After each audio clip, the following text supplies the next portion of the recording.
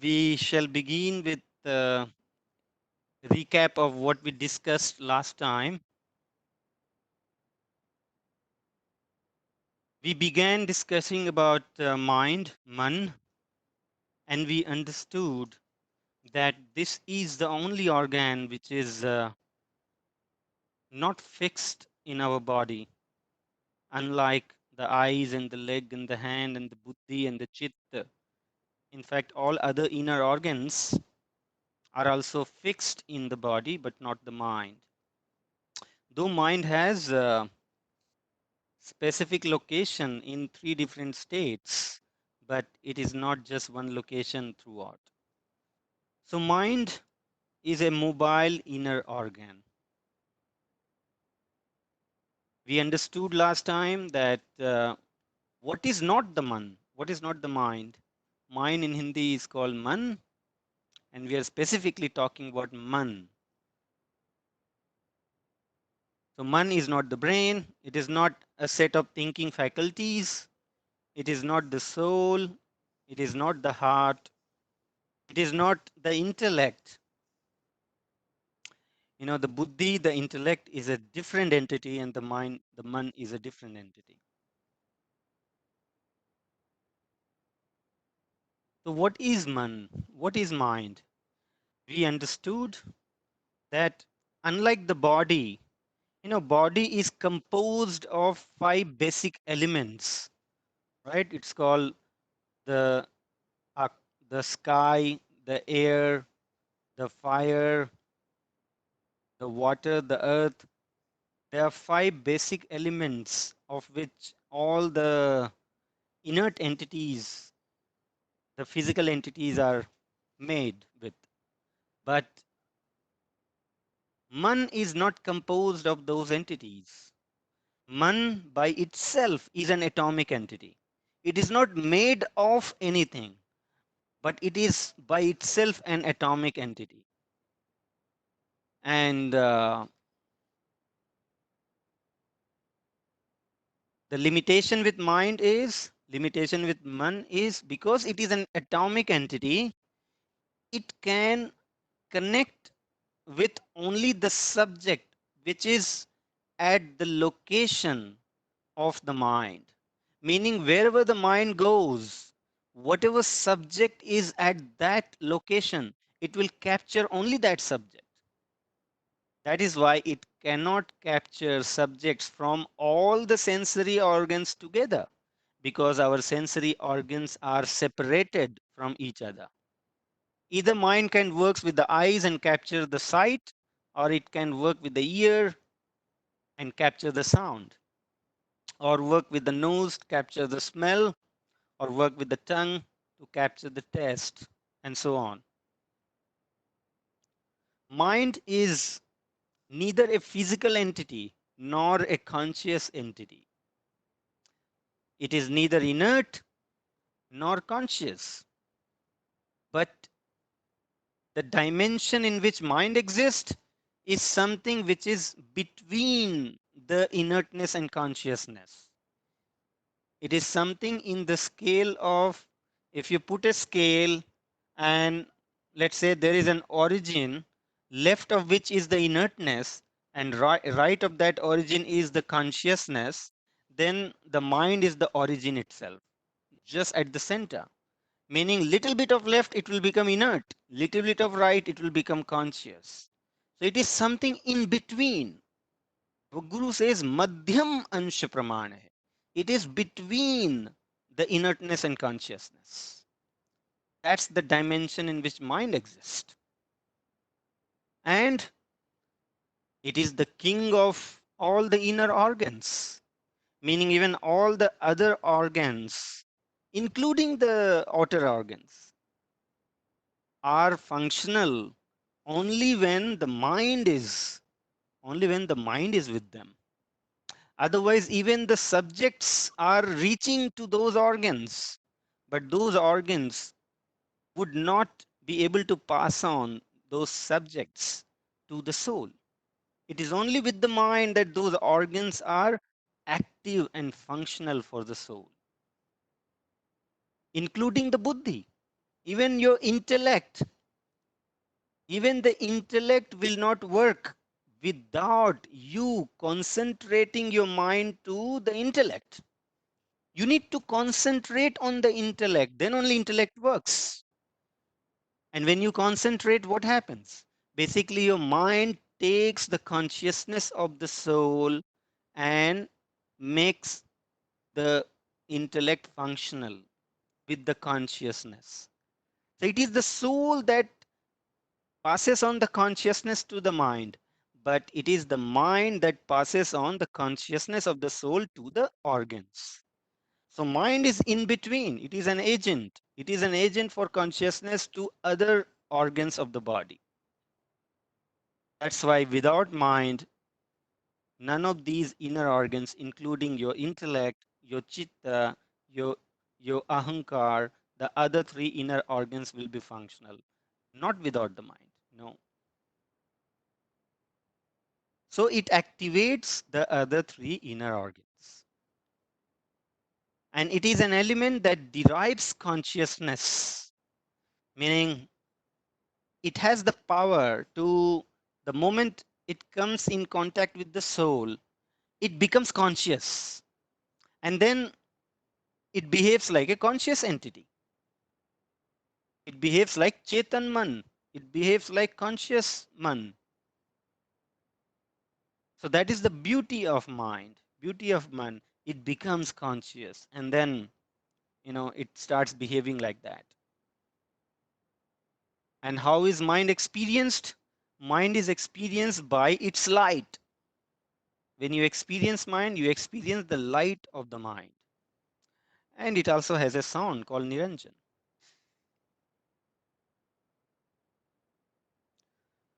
Our Guru said in Swarved that mind is neither inert nor conscious, but it is something called Agantuk Chetan Tattva.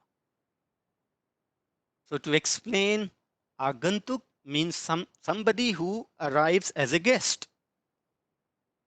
Chetan means conscious, and Tattva means the element, the entity. So Agantuk Chetan, meaning the Chetan, the gun, the Chetan quality itself is something that comes in the mind. Agantuk Chetan Tattva means one that has adaptive consciousness. The consciousness is not of its own, but it is adaptive in nature and it just derives the consciousness and becomes conscious. So Agantuk Chetan Tattva means one that has adaptive consciousness, not the consciousness of its own. Only with the consciousness of the soul, it becomes conscious. Otherwise, it will be as good as inert idle entity. For example, the state of mind in the deep sleep. When we go in the deep sleep, at that point of time, mind becomes idle. It loses its consciousness. The moment it loses consciousness, meaning when the soul just gathers back all the consciousness, then mind becomes idle, inert. That proves that mind is not conscious by itself. It is conscious only with the consciousness of the soul. Okay, so that's how mind is agantuk chetan tattva, adaptive conscious entity. Now, where is the mind in the body? Where is man in the body? See, there are four inner organs: the mind, the man, is found in three different places based on what state you are in. You are awake, it is in front of your eyes. If you are dreaming or lost in the dreaming, that means it is in the throat. If you are in deep sleep, then it is in the space within the head called Brahmand, or it is close to the heart, within the heart. Where is buddhi? Where is chitta? Where is ahankar, the ego? The buddhi is in the root of Brahman called Murdha, and it is something below the 10th door. So Mool Murdha, the Brahmand Mool, the root of Brahmand, Murdha, is a location below the 10th door. So Buddhi resides there in Mool Murdha. It's called Mool Murdha. Buddhi resides below your 10th door. Chitta, Chitta resides in the heart, in the region of the heart. Ahankar, which I wrote here as ego, I should have actually written as Ahankar because ego means a feeling, that is a different thing. But the physical organ, the inner organ called Ahankar and Chitta, these two reside in the heart, in the region of the heart. The only organ which is not fixed in the body is the mind. Okay, so this is about all the four inner organs. Then we discussed about how did mind come into existence? How did it come in contact with the soul? In the process of fall of a soul from the land of immortality to the mortal land, when it first enters into this quadrant, into this zone of life and death, on the first arrival itself, it accumulates 19 elements and acquire the subtle body. It acquires the subtle body. It acquires the subtle body when it first enters into the zone of life and death. And in the subtle body, out of the 19 elements, it is only the mind which is not made of the physical parmanu, to say. The other inner organs and the other part of the subtle body is made of parmanu, but not the mind.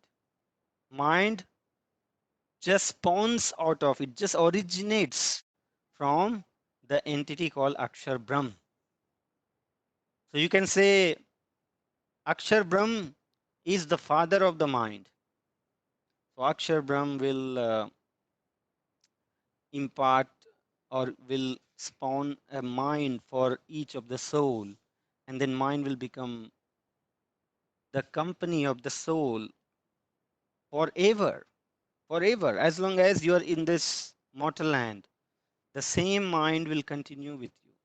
As long as you are in the mortal land, the same chitta will continue with you. But the chitta is made of the five basic elements. Just that it is not destroyed when your physical body is destroyed. When this one body is destroyed, this destroyed, it is the subtle body that comes out of the physical body, the gross body. So subtle body continues, and the subtle body will move from one body to another body. So all your prana, all your inner organs, everything will continue along with the soul from one body to another body. And then we understood a little bit more about, I think we didn't cover this, yes, last time. So just discussing a little bit more about how mind connects with the soul and what happens, how mind brings awareness about the universe, about the subject of the universe to the soul. So you see that there is a,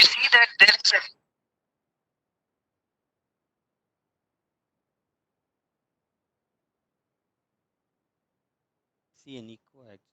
Now it's okay. Okay. So you see that there is a red line which is coming out of the soul. What is this red line signifying here? The red line is signifying the surati. What is surati?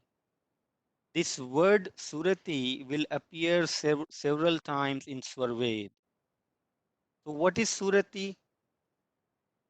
Surati is simply the rays of consciousness that emits from the soul. Surati is even, even more subtle than the soul itself.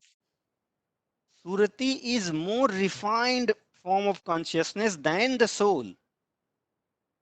So soul is grosser than the Surati.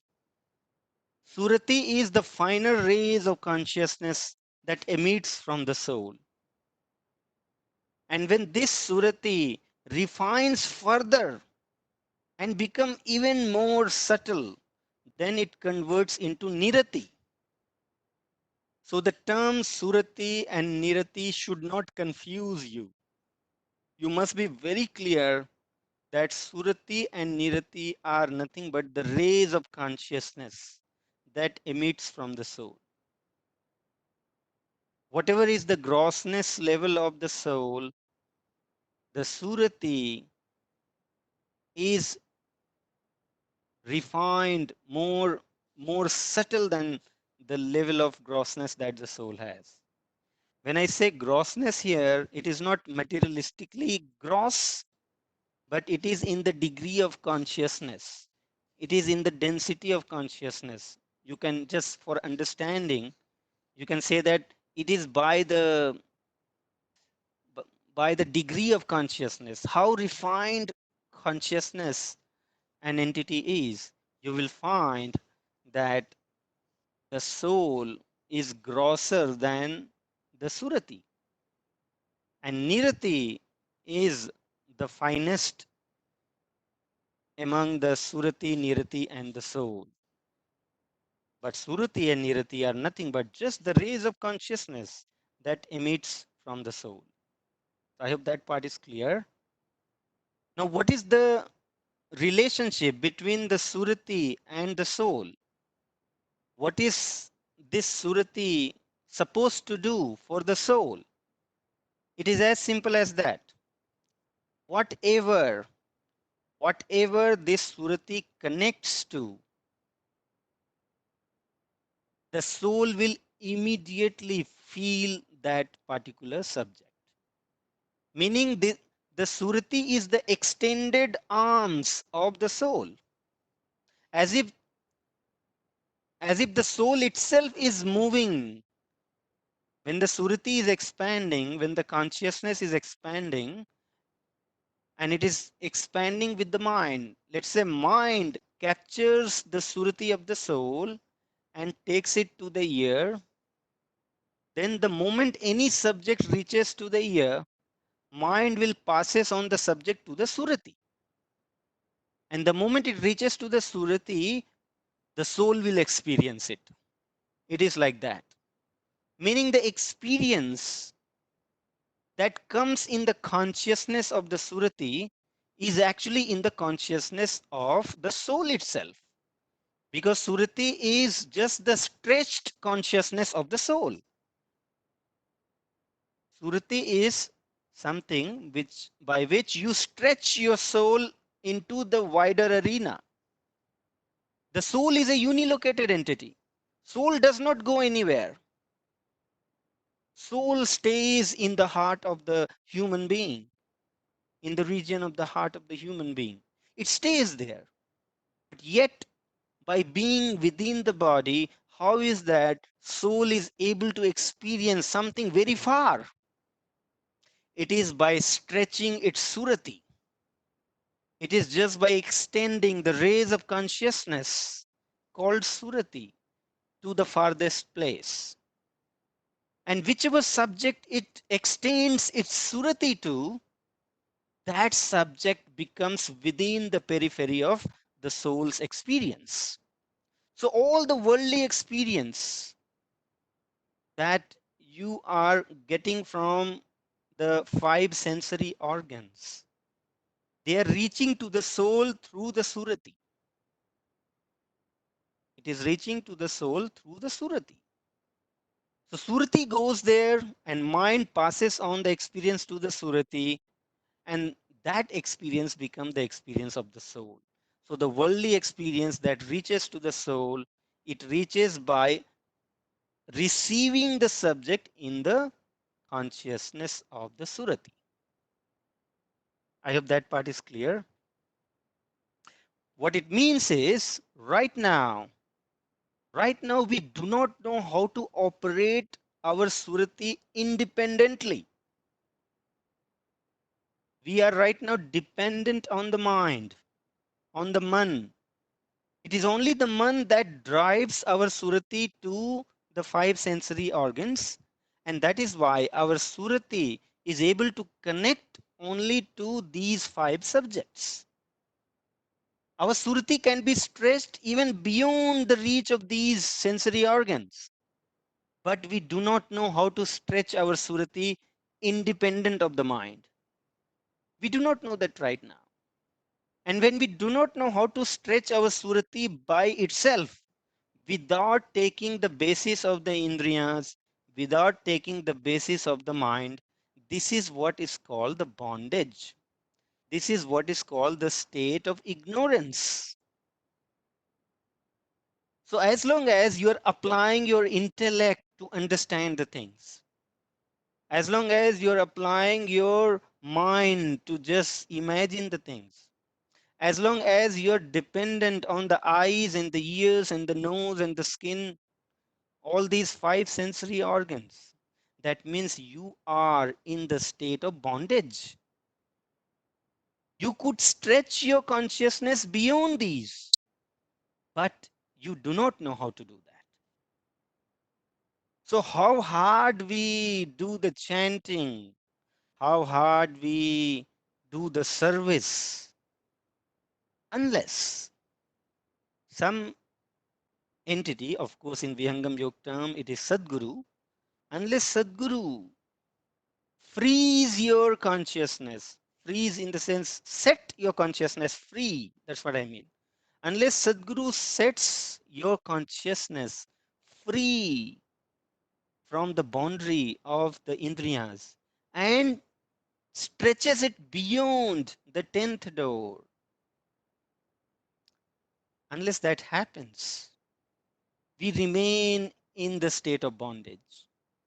Maybe we can become a very good human being by doing all the service, by doing all the worship, but yet the ignorance that we are in, the litmus test for the ignorance is that are we free from the sensory organ to experience the things, or we are still dependent on the sensory organs to experience the things. Can you see without eyes? Can you hear without ear? Can you feel the touch without your skin? Can you take the smell without your nose? That is the litmus test. Whether you are still in the bondage or you're free from bondage. What did Sadguru Sadafal Devji Maharaj did when he left his body at will? That is what he said. That a yogi, a complete yogi is the one who can walk without leg, who can work without hand, who can listen without ear, who can smell without nose, who can see without eyes, who can work without hand. And not only he said that before, but he also demonstrated that at the time he left his body. He spoke from the sky for 15 minutes. His body was down there on the ground in yoga mudra, and the neck was just rolled down. And people are saying, Swamiji, Swamiji, where are you? How are you speaking? Where are you speaking from? Because the mouth was not moving, but the sound was coming. And then Sadhguru Dafaldeji Maharaj says, This is the sign of a complete yogi who has got hold of the surati, who has got hold of the consciousness, who have got hold on the Aksharvam and do whatever is needed on the basis of the energy of the Aksharvam, on the basis of the consciousness of the soul, without using the sensory organs or mind or the intellect. That is the state of the complete freedom. So, right now, we are all in the state of bondage. And in the state of bondage, when we do not know how to use our surati to connect to the subjects, we are totally dependent on the mind, because at least mind has the capability to use our consciousness, use our surati, and connects to the subject. So without mind, there is no worldly experience for us. Why? Because we do not know how to connect our consciousness ourselves to the worldly subject. We do not know that. It is only the mind that makes it happen. So all the worldly experience that you are getting is all because of the mind. Mind becomes your window for experiencing the world outside. If this window is closed, then for you the world is closed. The moment mind will disconnects from the soul, all the experiences of the world and the worldly subject will vanish. Things are there in front of your eyes. But if mind is not there with the eyes, then it's all blank. Nothing is there in front of you. All the sound is there in your surrounding. But if the mind is not with the ear, then for you the sound doesn't exist. And this is what exactly happens when in sadhana, in meditation, when we dissolve the mind and when we set ourselves at the level of consciousness that we are, then all of a sudden the layers of the Maya, the layers of this creation just disappear, and what remains is the light of consciousness. It is that way you enter into the zone of consciousness, and then you experience what is consciousness. Who am I? What is the light of the consciousness that I have, my soul has? That become your real experience the moment mind dissolves into its source.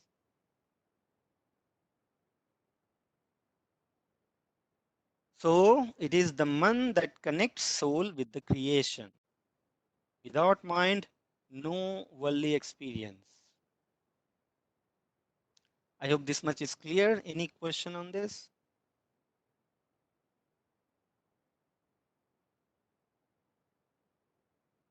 Hello, Vijay ji. This is Anil. So, what is the gray circle and the white circle in the picture represents? Right. So this is just the dual nature of the mind. It is not the form of the mind. Okay, it is just the duality of the mind, which is presented here by the gray and the white circle here. The duality in the sense that mind, when comes in contact with the soul, it behaves like conscious entity. But the same mind, when disconnects from the consciousness of the soul, it then becomes idle, inert entity, like any other inert organs which are not functional on their own. So mind also becomes idle. So mind is neither completely conscious entity nor it is completely inert entity. It is something in between which can function like a conscious entity when it derives the consciousness, or can function like inert entity when it loses the consciousness. So to represent its dual nature, I just drew it with two circle here. But please don't confuse that the mind looks like this. No, mind doesn't And look like this. I thought like this is like a transformation between the two different like a soul and other inner organs, right? Uh-huh. I think there's a translation. I think is anything is communication coming from soul, which represents in a certain format, and it translates into different format for the understanding of this inner organs. It's the same thing, Uh-huh. vice versa. I see. No, no, but the intent of putting it here was just this, that I it see. has the it can act as a inert entity when it loses consciousness, or it can act as the conscious entity. Mind is just this. Mind is this, and Yeah, these two circle are its two properties. You can say the duality, its nature yeah. of duality nature. Yeah, Thanks. good, good question. One more question, Vijay. Monica here. Yeah, So, as we've always understood, uh, soul is what is soul, right? And we know there is soul realization and God realization. right, But through this presentation today, we learned, uh, the, consciousness of soul and rays of consciousness of soul is called surati. So there are in many parts of Svarved that I have read, this word is quite repetitive, Surati, and there's another one called Chetna. right, right, So what is the difference between Surati and Chetna? right, right. Sure. So Chetana basically is the direct translation of consciousness. Okay, so consciousness is called Chetana. So that means what is Surati in the terms of Chetana? So Surati is the Chetan Kiran, the rays of Chetana, right? So Chetana is the consciousness. But when you look at the rays of Chetana, the rays of consciousness that is emitting from the soul, that rays is called Surati. So what is Surati composed of? Surati is composed of Chetana, you can say. It's like that. Surati is the rays of consciousness, right? It's the Right. rays of Chetana. Okay. And so, like, there's so many places where, I've come across Surati, when in meditation, deep meditation, we progress from stage one to stage three, in those, in relation to those experiences, this term has been mentioned Correct. quite, uh, Yes, yes, absolutely. Yeah. profoundly, Surati. And I have come across some dohas, and their shabda, the bhashya, right, the meaning Right. where it says, when the surati goes, so basically surati goes and captures, like you explained, the experiences, such and such thing happens. So I was still trying to understand it in a more practical way, like how one can stretch this surati. Does it automatically happens when we progress from one to another stage, or this is learned? Because when you read Swarved, or even when you hear, I think somebody we heard just 2 weeks ago in satsang, that person also, I don't maybe it was Chaubeji. He also used Surati a few times in satsang, saying that when we take our Surati, and that then we get this experience. So I was just thinking in more like practical way how this is possible, because we are still in stage one. We are so still, we have a long way to go. So how this stage will be attained? Right. So when we talk about moving our Surati, right now, what you can move, just think about it. Within the body, what is something which you can move from one subject to another subject? you can move your mind, we right? can we You can can move only your move mind. our You can move correct. your mind. You can move your mind. Right, right. Okay, because your eyes still remain at the same place, but what moves with your eyes ball movement, it is the attention, right? Your attention moves from one subject to another subject. But what is attention? What is attention? When you say you are attentive of a subject, what does it mean? What is the underlying component that results into attention?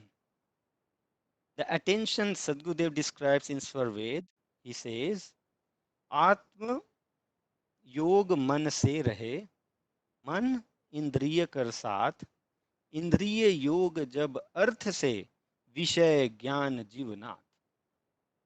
He says that soul connects to the mind connects to the indriyas, and indriyas connect to the subject.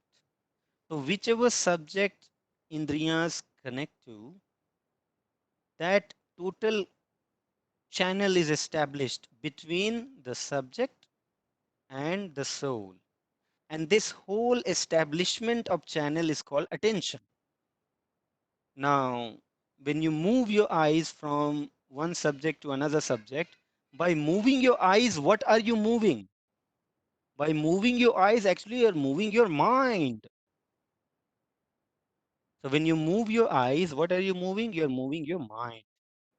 So, there are several subjects which are already reaching to your eyes.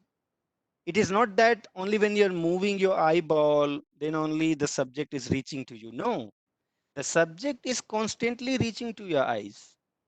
It is just that when you move your eye, you are just moving your attention from one subject to another subject. When we say attention, meaning whatever the channel was established, the soul was connecting to the mind to indriyas, indriyas to the subject. This whole channel is called attention. So from this attention, you are moving to another attention, meaning the soul will connect to the mind will connect to the indriyas, but indriyas this time will move on to another subject. But how will that happen? It will happen by moving the mind. It is just that the mind has to change which subject I have to grab from the indriyas. Which subject?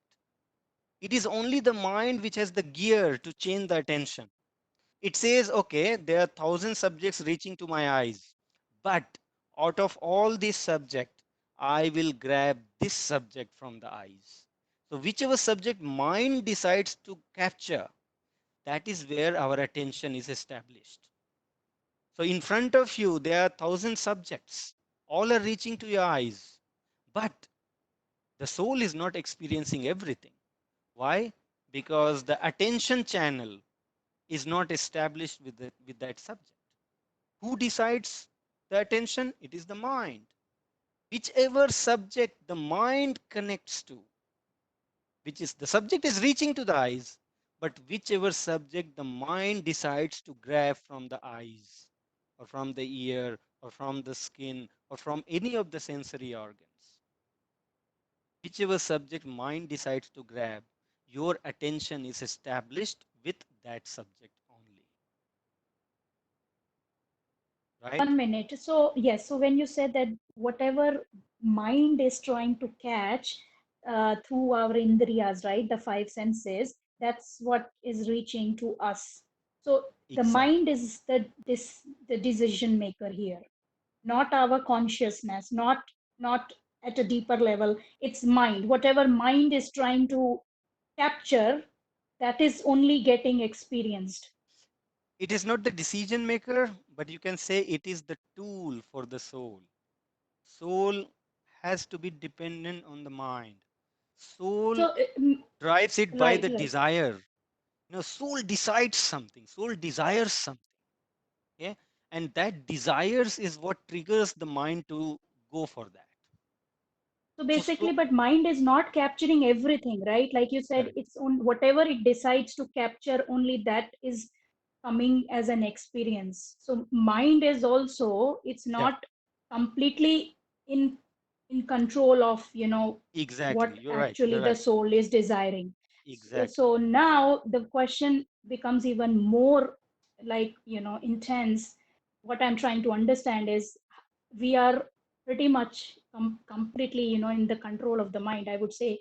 um, if not 100%, at least 80 to 90%, it's our mind that's pretty much ruling our life, right? Correct. Only sometimes in the state of meditation, or we may be moving beyond it.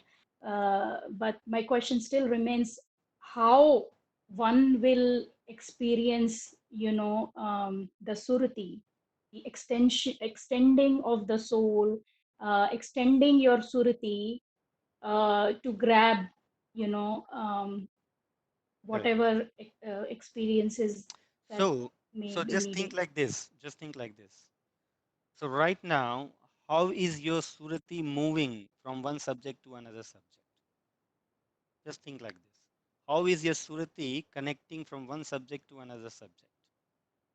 It is by the mind, right? Yeah. Wherever Mhm. you move your mind to, your surati goes along, because surati is what is under the capture of the mind right now. Mind has captured our surati, and it takes the surati to the outer subjects. And that is why we are able to experience only those subjects which mind takes us to. Okay? So, if this is the mechanism, if we know that, okay, this is the mechanism, then we first need to understand, then what is the mechanism to restrict the mind itself? How can I restrict the mind itself? So that mind doesn't go from one subject to another subject, but it stays at a single subject. This is what is the first stage of meditation. So by first stage of meditation in Vihangam Yoga, you are eliminating the nature of the restlessness of the mind. If you don't restrict the mind, if you don't pet the mind, it is something like, you train your dog or your cat, who's your pet, right? You train them that, hey, sit here, or do this, do that. You train them and then start behaving like that. Similarly, in Vihangam Yoga first stage of meditation, you are slowly training your mind to stay at one subject. Don't be fickle. Don't move from one to another at a rapid pace, but be still at whatever subject I desire to be at. Whatever subject I as a soul desire to be at.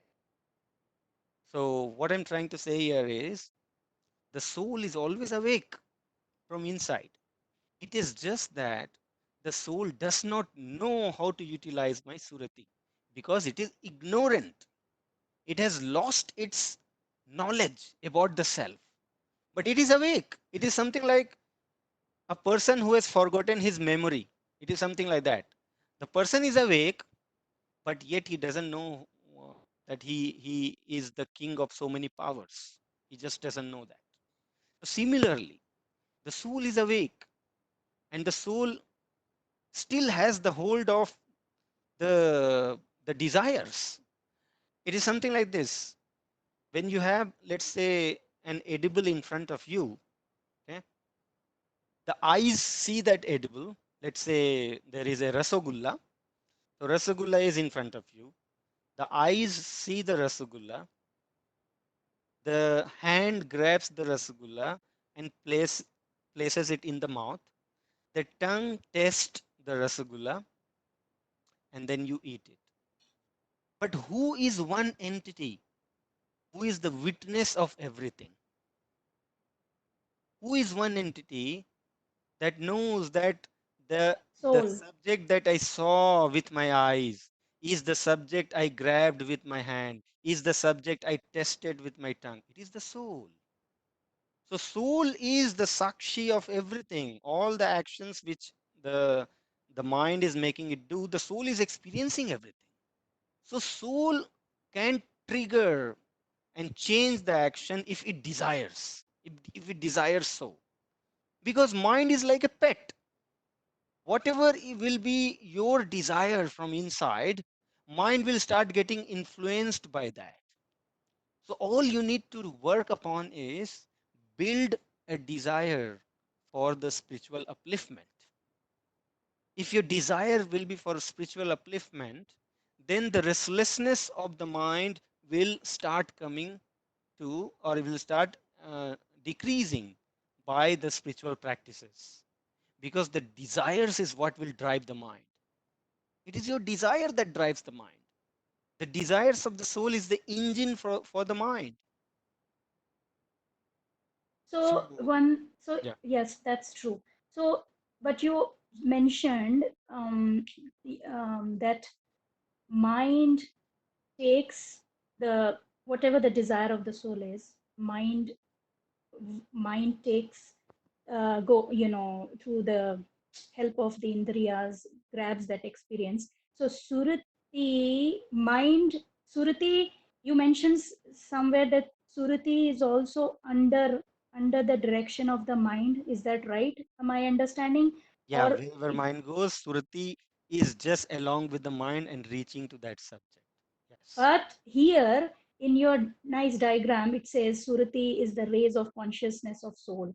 I Yeah. always understood it as, soul being the supreme like power, right? Mind, that's what we are trying to control in the first stage of meditation. So what I'm trying to understand is whenever we read Swarved, we read, sometimes that at some stage, a yogi reaches a stage where can take his surati uh, to grab this experience. So even in those phrases, is surati under the under the control of the mind, Correct. like as You're per exactly, Swarved? absolutely right. And that is why in the first stage of meditation, in the second stage of meditation, in the third stage of meditation, mind, Surati, and prana, they all go along. They go together. Mhm. Okay? So So in the when first, exactly surati can take its, the righteous path, right. the So soul only when consciousness? only when the mind is submerged and left behind in its origin, in its source. So that means the mind, surati, and prana will always travel along together in the journey of meditation. And the moment mind reaches its home from where it has originated, mind will be just left at that point. And that is when the surati will realize its own nature, that free from mind, free from breath, I look like this. This will Because then happen automatically. this will happen automatically when Sadgurudev will submerge your mind to Akshar Brahm, and mind will leave the association with your Surati. The moment mind dissociates from Surati, it is then the Surati is free. And with the free Surati, what it does, it realizes its own soul, the form of the soul. Because this Surati then will connect to the self. Whichever subject the Surati connects to, the soul will experience that entity. So the moment the mind is submerged into its source, the breath is left behind into its source, then the surati is free from the mind. Then the very first thing that happens is this surati rolls back to the self. It basically is collected back by the soul, and the soul then experience itself.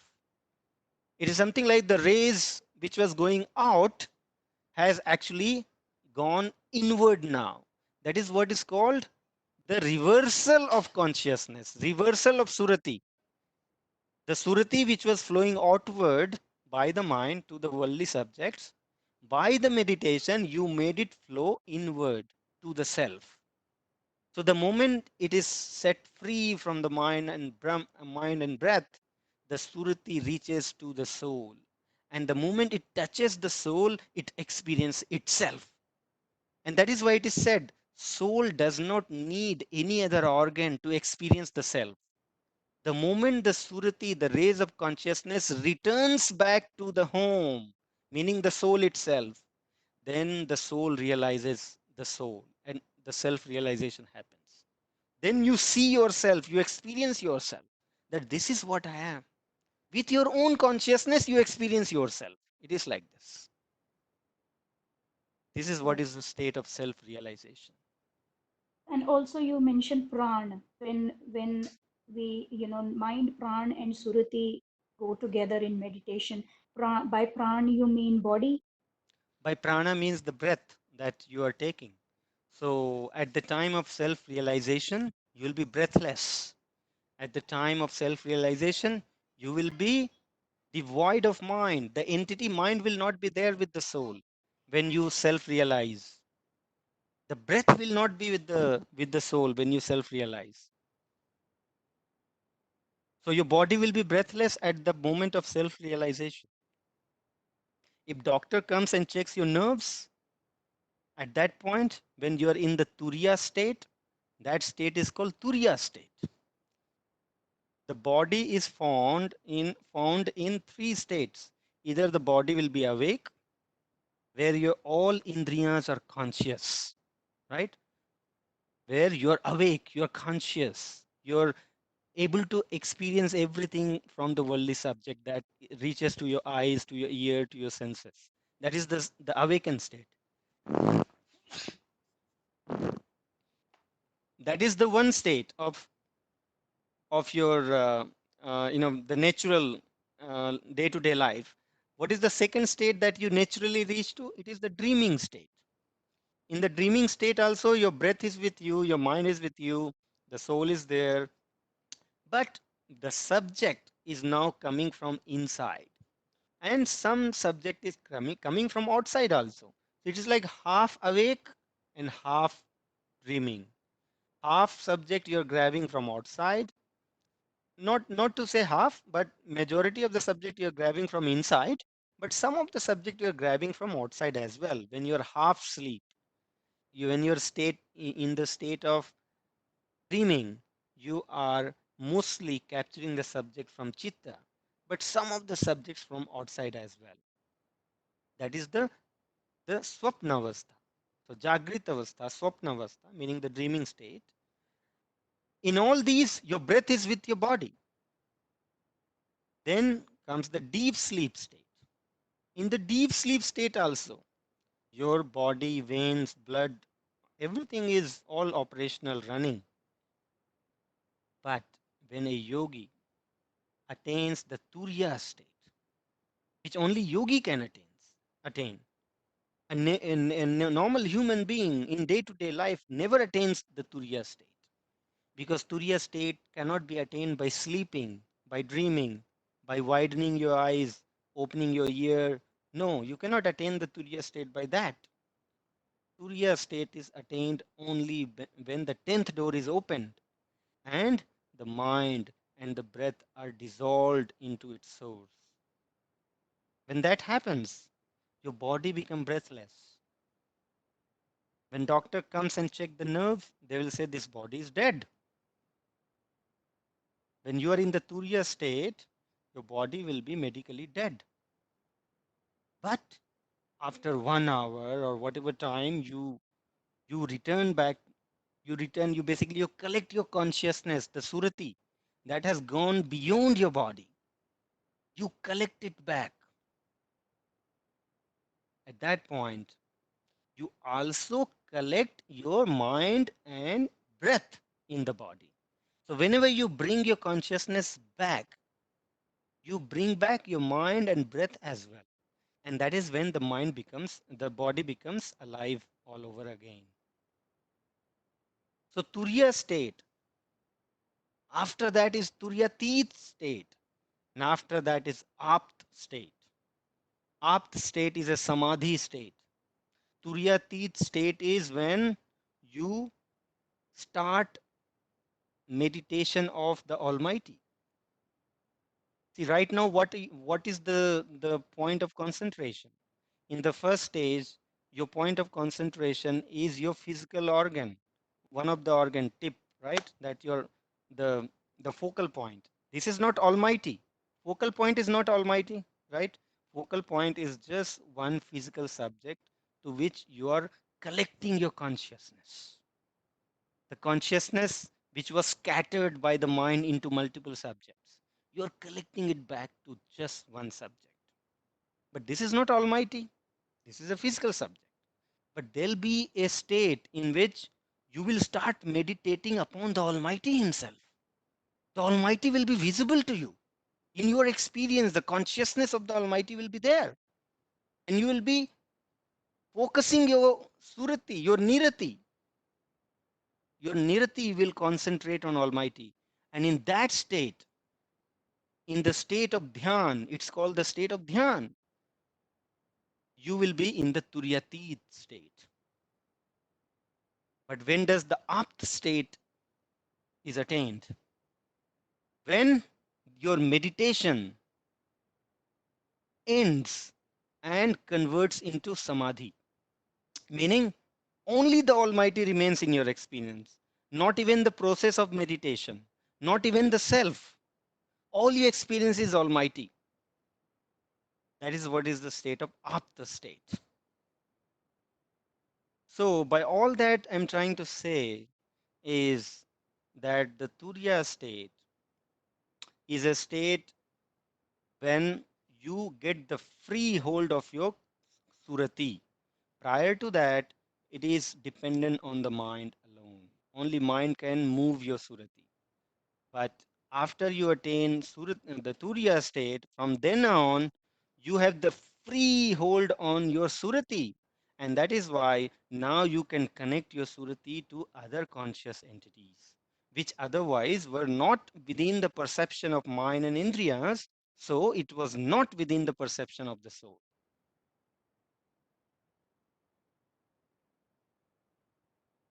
Okay? Okay, Might thank you, Vijay. might be getting heavier, but we must discuss if it is getting heavier, something more that needs more detailed discussion, we should discuss.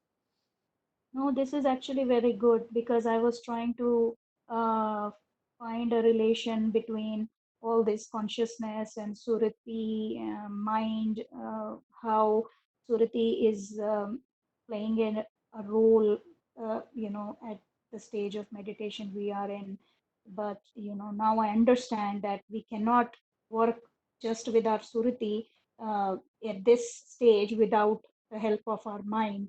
I was not I was not knowledgeable enough to know that we are still under the control of the mind, and this will only happen after certain time when we'll be able to leave our mind and breath, and go beyond and be Exactly. able to then Yeah. just with the So surati. this makes it very clear that, if you have to see our goal, what is our goal in yoga? What is our goal in meditation? Our goal in meditation is that right now my surati is engaged with the materialistic subjects. So all I experience in life is the materialistic subject, and that is why I develop desire only for materialistic subject. But these are the imposed desires. These are not the original desire of the soul. These are the imposed desire by the mind. What does mind do? Mind connects the surati to the subject so that the desire can be imposed upon the soul. So whatever surati connects to, the soul starts developing desire for that. So there are imposed desires and there are original desire. What is original desire? Whenever you make a new action, unbiased actions, it comes straight from your soul. You make a decision one day that from today I will do meditation every day, right? So this desire come from your soul. But what happens then? You start sitting in meditation, and then mind shows you different subjects. Mind does not give you desire straight away that okay, do this. No, mind only brings subject to your desire, and then your desire changes. So basically desires are being imposed by the mind, and that's why those are called mental desires. The desire is coming from the soul, but those are imposed desires. It's like eluded. The mind is baffling the soul and saying, hey, you desire for this. I give you this subject. You desire for this. It's like that.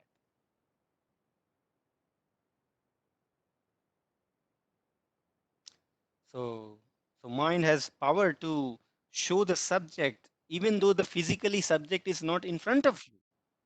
It brings the subject from your chitta, and the moment it brings the subject from chitta, the soul surati connects to that. And the moment surati connects to that, it is as good as connecting to the physical subject. Whether you connect to the subject in the mind or you connect to the subject physically outside, for the soul, if you look at this slide, for the soul, experience flows from the surati only. The moment surati connects to the subject, either in the mind or it connects to the subject that reaches from outside. But eventually, surati is connecting to the mind only. And the subject, whichever subject is in the mind, that is what is the experience of the soul. So even in the dream, whatever subject you are experiencing, even though the subject is not coming from outside, but for the soul, it is as good as experiencing the live physical entity. Yes. So Venkat, I think Venkatji raised the hand. Yes, Vijayji. My question is about, are there any, I think you partially touched upon that answer as well. Uh, what are the desires come from soul, which you already gave an example here. Mhm. Are there any, or is it possible to have any desires which are unfulfilled the previous births? Yes, of So, course. Yeah. yeah. So how do we, is that controlled by soul, or like, how does my mind reacts when soul passes that kind of commands? Right. So think like this. Think like this. The soul never has its concrete physical desires. You know, the desires, the concrete physical desires that you are getting right now is all because mind is there to show those subjects to the soul, right? So all the physical desires that you get, physical in the sense the sensory desires, whether you are fond of, let's say, eating something, fond of listening something, fond of watching something, all those desires, all those fondness that uh, you know created, generated within yourself, is all imposed by the mind. But once mind imposes those desires, because of ignorance, become soul's desires. Because of ignorance, soul does not know. Soul only wanted to know the happiness, it only wanted to know the bliss. But just because it is blinded by the ignorance, it just does not know where is that happiness. And so it only looks at the subject that mind brings to it. And so it then, because of that imposed subject on the soul tries for that subject. Whatever mind says, or somebody speaks to you, let's say somebody speaks to you about anything, your indriyas are listening to it, hearing it, understanding it, your intellect is analyzing it, and your mind is picturizing it. Mind is only picturizing it. You are listening about it, listening a description, and mind is picturizing and creating the raga for it. Mind has started creating the raga for it, and then it becomes your desire. So the desire that soul gets for the subject, which was explained by somebody to you through your indriyas, you captured it. Mind started picturizing it, imagining things about it based on its prior experience. You started imagining, oh, last time I experienced something like this. Oh, this must be similar to it or even better. So mind is creating picture about it, and that becomes a subject of your desire. Meaning now the soul has a picture presented by the mind. That picture is the physical form of the desire. In the sense, now mind has presented a picture to you. So of course, any subject that comes to you, now you will have a desire to experience it. So this desire that rises from the soul is now the imposed desire. This is not the original desire. If the mind will not show these pictures to the soul, soul will never have these desires, because soul never had connection with the world without mind. Soul with closed eyes also has its own desire. It only desires to get the lost bliss. अथा तो ब्रह्म जिज्ञासा. Soul is constantly seeking the bliss and bliss only. It is just that it does not know where is the bliss. So what does mind do? Mind makes advantage of it. Mind says that, okay, you don't know where the bliss is, you're asking for the bliss, but I have reached to these subjects. Do you want this? Maybe this subject will give you the bliss that you want. Soul connects to that subject not for the any other happiness, but it is seeking the bliss only in that subject. And that is why it goes with initial motivation that, okay, let me go and see how much bliss I can get out of it. And it gets it. It gets, because the first experience, you get the drop of the bliss, because Almighty has given drop of the bliss in the materialistic world as well. So if people say that you don't get the bliss in the materialistic subject, that is wrong. You do get the bliss in the materialistic subject. It is just that you get only in the drop. So you first contact of the subject, you feel ecstasy, you feel joyful, but then it is not sufficient. So it vanishes for you. It is transient. The material itself is transient in nature. So the bliss that you got, because of being transient in nature, it did not stay with you. But later, when again you desire for the bliss, and if mind shows you the same subject, of course you will again go for it, because you again remember that with my first experience, when I first came in contact with that subject, I felt the bliss within me, and I want that bliss. So you will again go for it. And this will continue, because when you again go for it, again you feel happy for some moment, only some moment, brief moment, and then the reality will come into picture that, oh, this happiness was very little, though it was the drop of the bliss, but this was just a drop, and you desire more of it. And this is how you remain caught into the mental subjects. Mental subjects will keep throwing you, hey, last time you had a good time, even though briefly, but with this subject. So try again with this subject. If you're anyway fully thirsty of the bliss, at least get a drop. So mind will keep baffling the soul only for a droplet of the happiness, and our life will go on chasing that droplet of the happiness, and soul will never get quenched. Soul will remain in ignorance. Soul will remain in bondage, and this is what is the greatest, you know, uh, the the what to say, the ignorance. This is what is the greatest ignorance, that despite knowing this, despite repeatedly knowing that though the subject is joyful in nature, but every time I go for it, I don't feel complete. Despite we know this fact, yet we are not able to practice the control on our indriyas.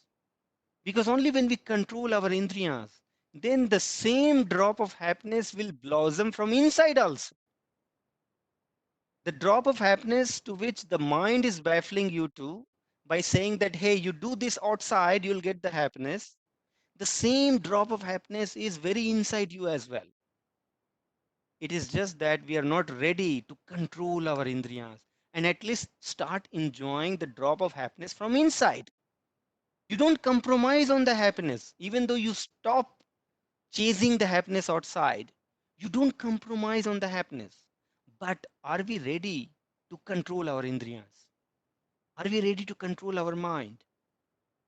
Because only when we are ready to control our indriyas and mind, it is only then the drop of happiness will blossom from inside. And you will be naturally happy. Even in the yogic journey, even in your sacrifice, you will be happy. Even in your contentment, in your satisfaction, you will be happy.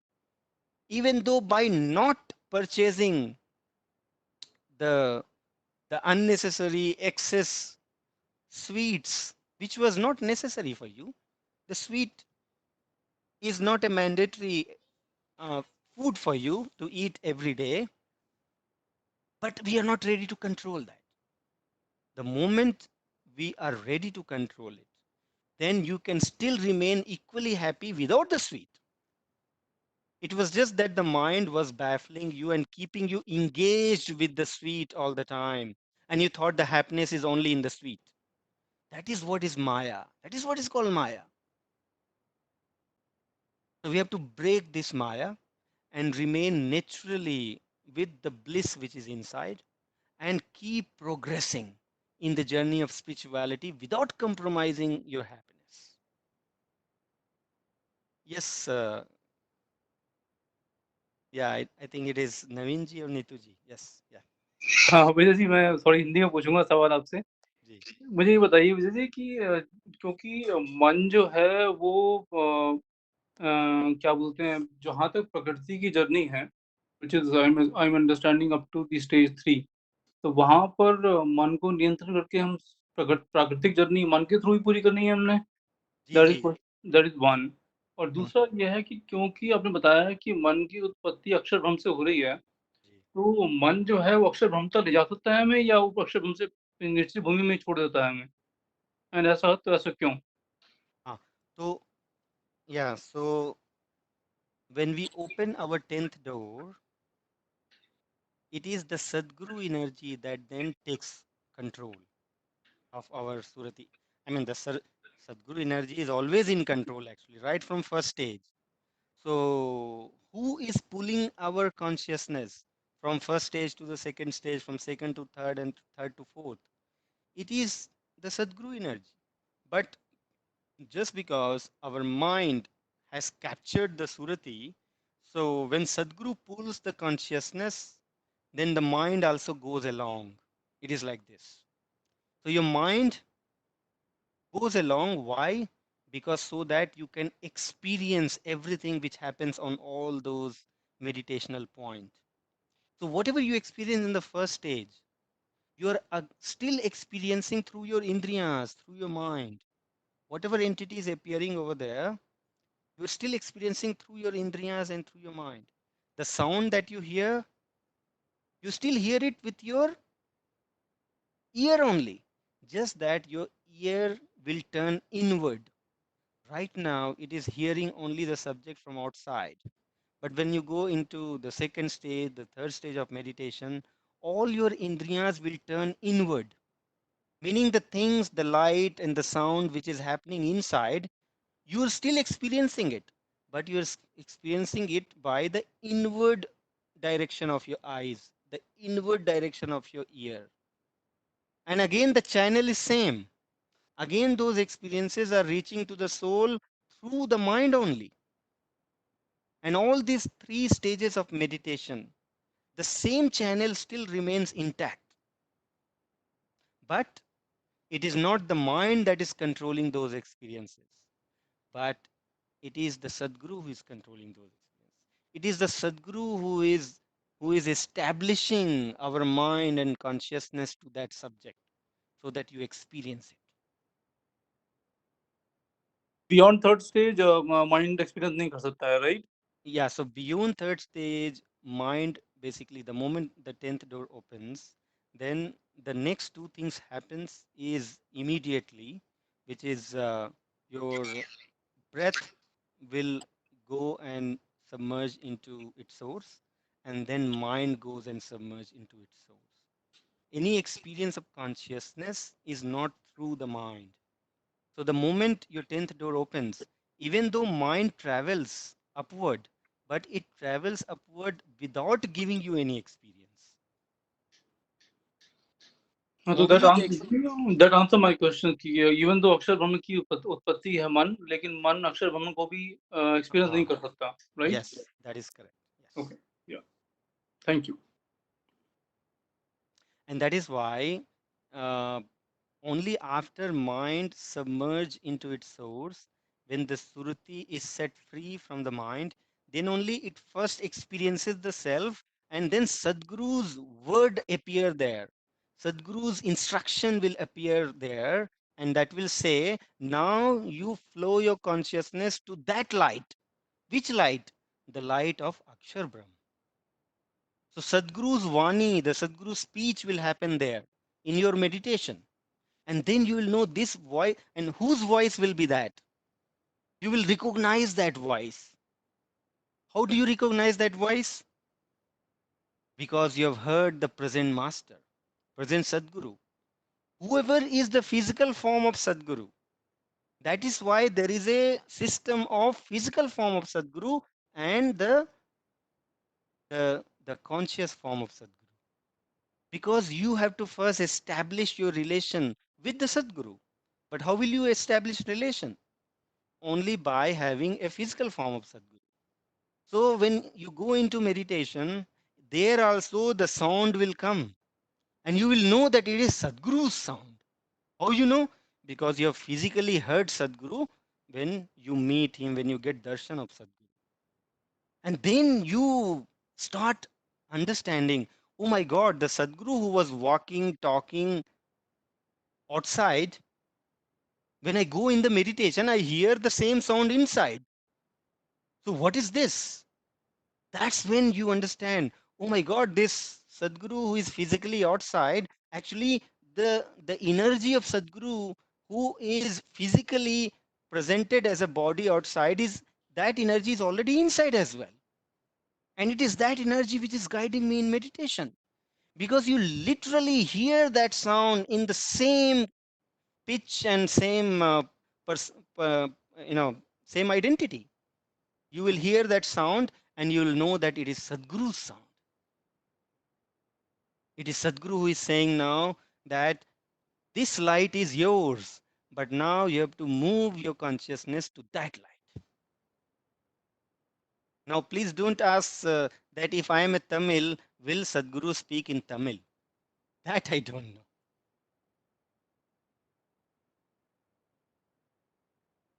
But Sadguru will make you realize that. And it is Sadguru who takes your consciousness and lead your consciousness to Akshar Brahm then.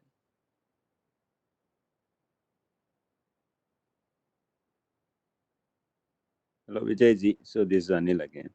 So our inner organs has the limitations, right? So that's why when you dissolve mind and your surati goes beyond these inner organs, that's where I think you're extending your capabilities to reach beyond what this inner organs is doing. Correct. Exactly. That is when you are extending your capability to go beyond your sensory organs also. It's not only inner organs, it is the sensory organs. Sensory. Yeah, Okay.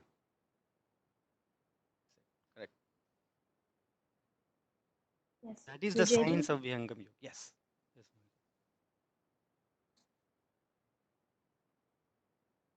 Yes, Vijayji. Can you hear me? Yes. Yes. Okay. My question is, you said that so we build a relation with the Sadguru when we meet the present Sadguru. What Right. happens when one has not at all seen the present Sadguru or the former Sadguru? And then, if that person reaches a stage, like you said, that what happens when the sound comes from within? How Yeah. would you relate it Correct. Correct. that this is the So, same Sadguru that was outside because the person has never met the present Sadguru? right. Right.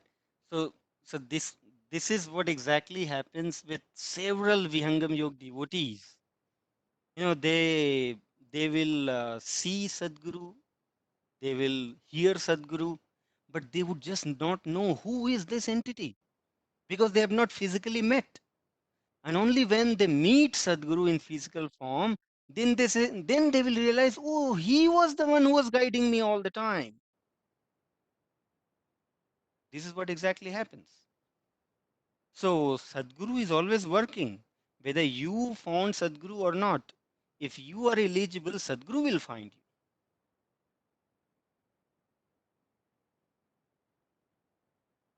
Thank you.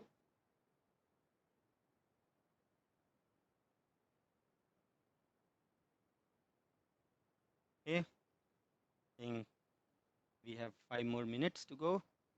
Any any question further on this?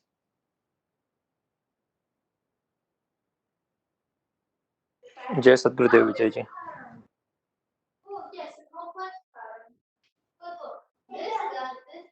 Can you hear me? Yes, yes, yeah. Uh, so I already asked you this question sometime back on one-on-one call, but just for all of us to understand, can you explain again how the uh, and I don't know if this is in the scope of today's topic or not. If not, then we can take it later. Mhm. So we always say that the soul mind takes the consciousness of soul and perform all the actions and everything. At the same time, we also talk about that Akshar Brahma, all the activities within our body are performed uh, at the basis of Akshar Brahma's consciousness. Um, and there is one doha, I don't remember exactly right now, but can you explain that how the Okay, yeah. So it is like this. See, Akshar Brahm is also called Chalavan Har, right? There is a doha that says that Ek Sakal Skambh hai, Ek Chalavan Har, Baddha Mukta Tattva Ek hai, Ek Chodavan Har. So Chalavan Har has been spoken for the Akshar Brahm. What does Chalavan Har means?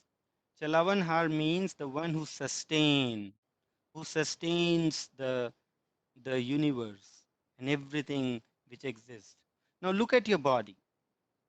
Do you consciously decide that billions of cells that are getting dead, you need to replace it with these new cells?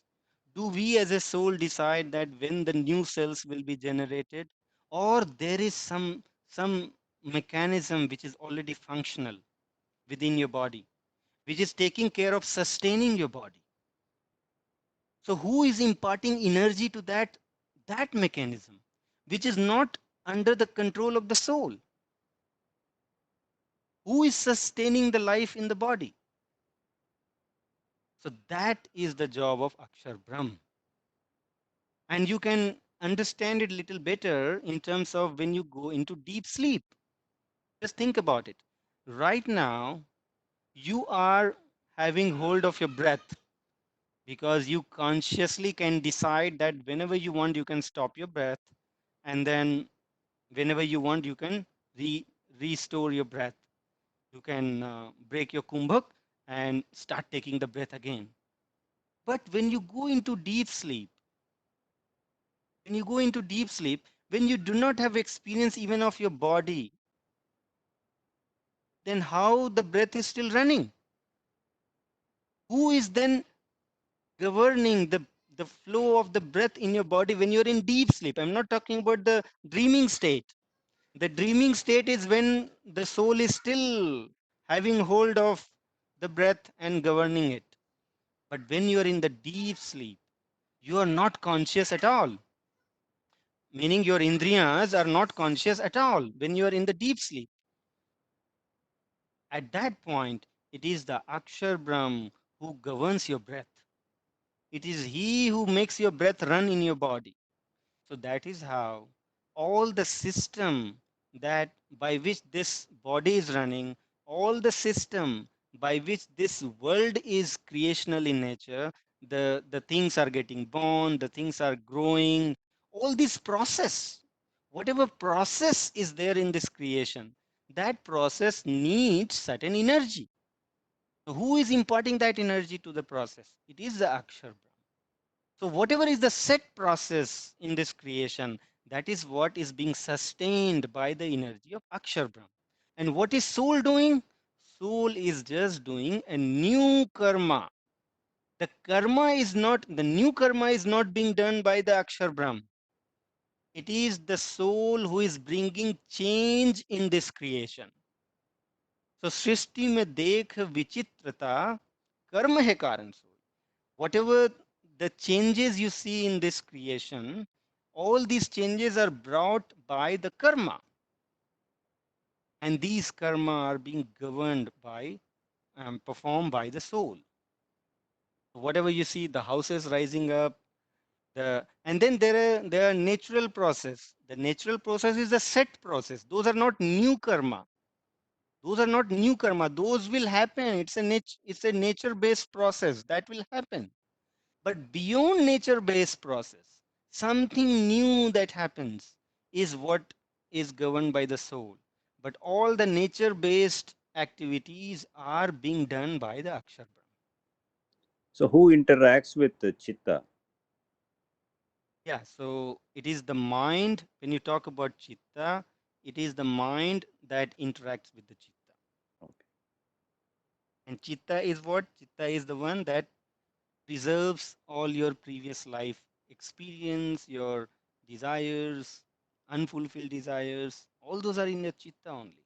And it is mind that brings it alive and make it a present reality for you. So, but when you dissolve mind, then what happens to chitta?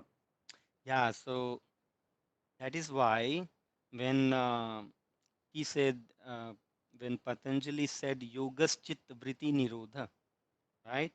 Meaning when all the vrittis will stop rising from the chitta. That is what is the state of yoga. Our guru says actually that is the state when your mind dissolves in Akshar Brahm. That is the beginning state of yoga. That is not the ultimate state of yoga. It is just that the chitta will stay in the same state, in the niruddha state, all throughout after that point is achieved. Meaning, even in the beginning, you'll have the yoga chit vritti nirodha state, and then the journey will continue from turiya to turiyatit, from turiyatit to apt, and in all these states, your chitta will be inactive. Your chitta will have no vrittis. So, just saying that yoga chit vritti nirodha, if the nirodh state of the chitta is spanning from the turiya state to the apt state, so we cannot define that the yoga has happened the moment the the chitta has gone into the niruddh state. That will be incomplete statement. Though it is correct that when you are in the union with Almighty, which is the ultimate state of yoga, even at that point also the chit is in the niruddh state only. But the niruddh state of the chitta has started right from turiya state. So is the Turiya state complete yoga? No. So that is why the Chitta Vritti Nirodha, this statement is correct, but it is it is not representing the real picture of yoga. In the real sense of yoga, also the chitta will be in the niruddha state. There will be no vritti rising in the chitta. But just saying that yoga's chit vritti nirodha is incomplete picture of yoga, the complete yoga. So this is little detailed description given by Sadguru Sadafal Devji Maharaj.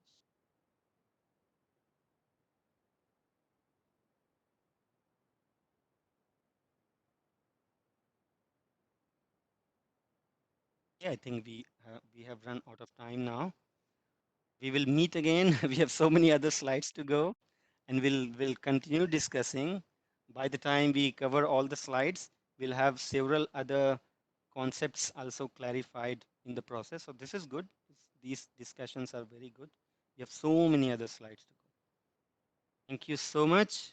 I request Isha ji to conclude with Shanti Path. Thank you, Vijay ji. Shanti Path. हे प्रभु शांति स्वरूप हो शांति शांति में शांति शांति शांति जन शांति हो पूर्ण शांति में शांति हे प्रभु शांति प्रदान कर दूर हो सर्व शांति देव सदा फल शांति में, शांति शांति सुख शांति। बोले सद्गुरुदेव की जय। Back to Vijay ji. Thank you so much. Thank you all. We'll meet again next Sunday, 3 p.m. Jai Sadgurudev. जय सद्गुरुदेव।